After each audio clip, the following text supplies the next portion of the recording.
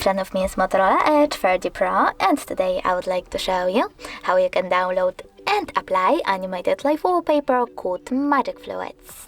First of all, you need to access Play Store, click on the search bar and type in Magic Fluids.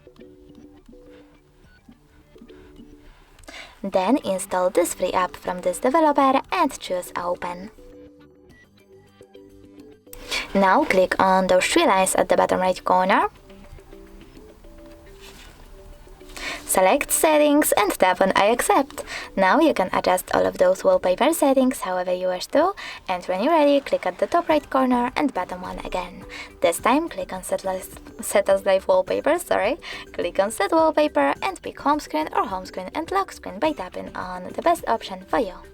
After that, when I click Home button, as you can see, my wallpaper was successfully applied. Thanks so much for watching. If you enjoyed this video, leave a like, comment and subscribe. Bye!